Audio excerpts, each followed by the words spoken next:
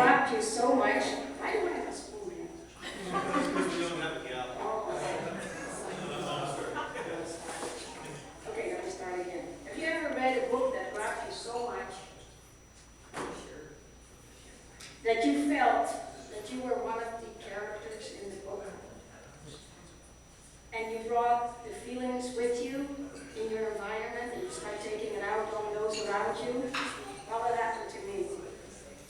There was a book that I read a few years ago named The Children of Sanchez. A true story about a father and his 7 children whose mother died in her early 30s.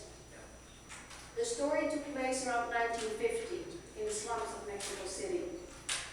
I was very disturbed by the conditions under which this family lived. A one-room dwelling with a dirt floor, housing as many as 12 to 14 people, including babies, teens, and adults, all sharing just 3 beds. No privacy, ill food, and no hope for a way out of poverty. But then I thought, well, this happened like 60 years ago. Things are much better now in Mexico, right? Well, they are. Things are better in Mexico, especially in places like Cancun, Puerto Vallarta, Mazatlan, and those other developed tourist areas. But in the mountains of Colima, Mexico, where we have spent our winter months the last few years, we witnessed many similar situations the children of Sanchez were exposed to. And I'd like to tell you about these children, fellow Rotarians and friends. Near the foot of an active volcano in the state of Colima, where the soil is rich, the only source of income is agriculture. There is an abundance of avocado, mango, papaya, sugarcane, coffee, agave to make tequila, and corn, just to name a few. So which of these crops would you say would be the most profitable? I guess it's not the agave, it's sugarcane. Sugar is also called white gold. It's the first and most important harvest in Mexico. Its harvest is double that of tomato, corn, carrot, and potato together. The sugarcane harvest employs 2.5 million people. And in a country where unemployment is at its highest since 2003, workers will go wherever they can to earn a few pesos. And the Queseria area in Colima is one of those places. Each year, towards the month of November, seasonal workers from the state of Guerrero come to look for work in the sugarcane plantation, bringing their entire families, all on a big truck. Many don't speak any Spanish, but the native tongue Nahuatl. They live in what we call an albergue, or migrant camp. They cannot afford conventional housing, but a one-room, concrete, windowless dwelling with a dirt floor is provided to them at no charge by the company they work for. Additions are built of wood, cardboard, burlap, metal sheets, anything to create an extra space for cooking and eating for these very large families. There's no running water and electricity is not provided. Life in the camp is tough and work in the field is not easy. Let me tell you a little bit about the harvest of sugarcane. Once the cane is mature, it gets burned to remove the leaves. Then it's cut and placed in the metal frames, which is called forks. And when the forks are full, they get picked up by the trucks, which take the load to the sugar factory in the town of Queseria. Everything is done by hand. The strong man and his helper would have to work real hard to produce a maximum number of 25 forks during a 7-hour workday. One fork bringing in 10 pesos, and today that's about 85 cents. So an average worker brings in less than $15 a day, and that's not much for a family with 5, 7, or even 9 children. Once they reach the age of 7, the girls are considered old enough to babysit their baby siblings and do the chores. So mom and dad can both go to work. And the boys? Well, they should be able to hold a machete and go with the dead out in the field and try to help and bring the production up to 25 forks. They live in an environment where alcohol, drugs, domestic violence, and child abuse is prevalent. It is saddening to hear about situations where a 28-year-old woman nurses both her own newborn baby as well as her grandchild because her 12-year-old daughter can't, and they have no money to buy milk for the babies. What about the 14-year-old girl who shares the one bed in the shack with her grandmother and two babies, her own and that of her grandmother? And when the man of the house comes home late at night full of lust and alcohol, he may have difficulty knowing the difference between his wife and his grandmother. I wonder if this little girl will ever find out that her father is also her grandfather. What is wrong with this picture? What kind of life is this for a child? What is their future? During our 6 months in Colima as the volunteer coordinators for Project Amigo, we have spent many hours in this camp, often together with our work week volunteers, and we all ask that same question. When we see these beautiful children with their dirty feet and their clothes all wrecked and their snotty noses, we may think, there is no hope for these children. There's no way out, no future. But through our efforts at Project Amigo, there is hope, and they have a chance to become the children of Project Amigo. Thanks to the generous support of Canadian and American donors, about 10 years ago, Project Amigo was able to build a 2-room kindergarten and hired a teacher by the name of Tita. Tita turned out to be an angel sent from heaven. She speaks both Nahuatl and Spanish, and our first priority was to teach her little students Spanish and numbers, so they will be able to enroll in primary school in a few years. Tita asked for a decent bathroom to be built, so she could teach the children proper hygiene. She also teaches them manners, politeness, and other life skills. Tita acts as a mother, nurse, social worker, and so much more. She also provides children with their school uniform, often out of her own pocket, and she makes sure that they get nutritious meals.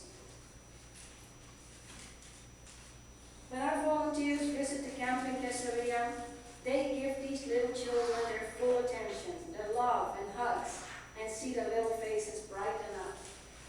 For a moment, the kids are able to forget all strife that fill their young lives. But they also help us forget our troubles, which all of a sudden become insignificant compared to what they go through on a daily basis.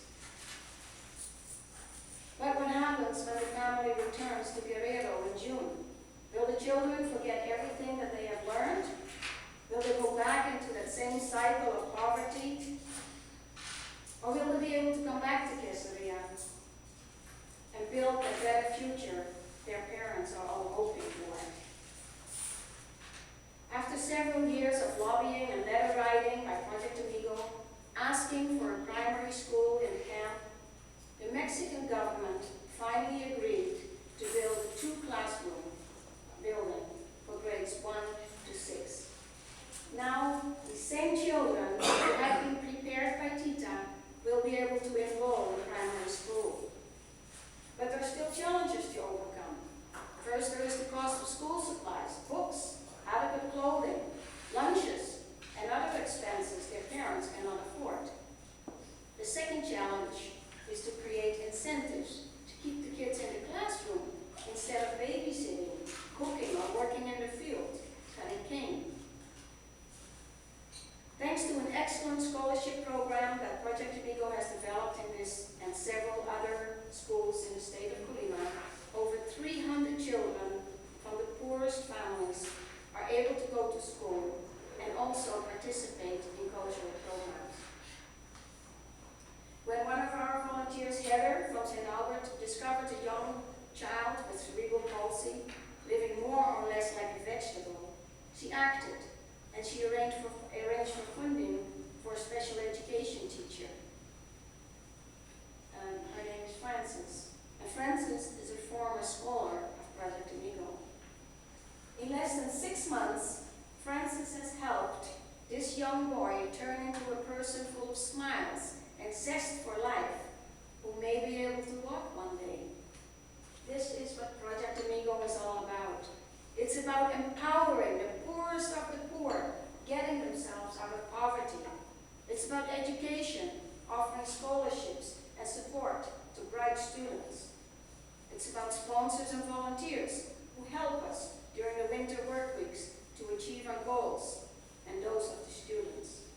Project Amigo is about paying our moral dues to society. As we obtain more sponsors, we will be able to provide more children with an education and encourage them to continue to junior high, high school, college, and even university. And thanks to this club, the Rotary Club of Spruce Grove, one of the students, Luis Santos, he has another name, it has been able to go to university, and he is studying to become a doctor, I believe.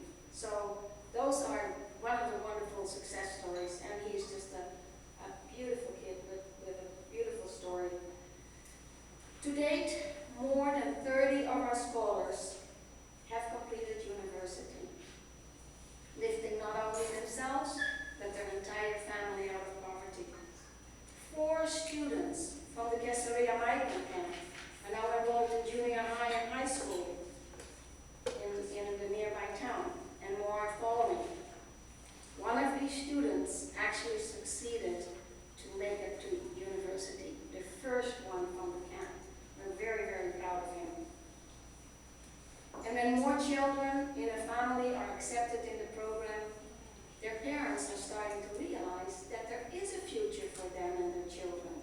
And they decide to stay in the camp year-round and see their children succeed. All that thanks to the donors and the volunteers who have helped us. Each summer, Project Amigo receives applications from hundreds of children from 5 different communities, hoping to get a chance for an education. During home visits and interview, ambition, character, and social needs are all considered before a student is accepted as a scholar. But a student must work very hard to maintain an 8.5 average out of 10 to stay in the program. In some of the communities, they take part in a weekly homework club, and they are assigned a senior student as a mentor if needed. Starting with junior high school, the students are also expected to do community service work, and they write their sponsors on a regular basis.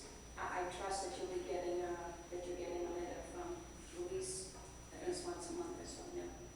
There are many incentives for these students, such as the Christmas Fiesta Week, during which 300 children receive their only new set of clothes and shoes for the entire year, and that is one of the work weeks. There's a day at the beach, a visit to the museum, awards, and much more. Volunteers who come to our winter work weeks and who have sponsored one of or more of these students are able to meet their scholar and encourage them to continue to their studies. So Lyle, you're able to come down and meet your student, right, Lyle is sponsoring, and maybe others of you here that are sponsoring a student. I can tell you many, many success stories of students for which there did not seem to be any hope a few years ago. And now they have graduated as lawyers, nurses, accountants, teachers, doctors, and even as mayor of the village of Cofradia, which is the home of Project Amigo headquarters. Parents and grandparents who struggle financially, raising their children and needing to send them to work, are starting to realize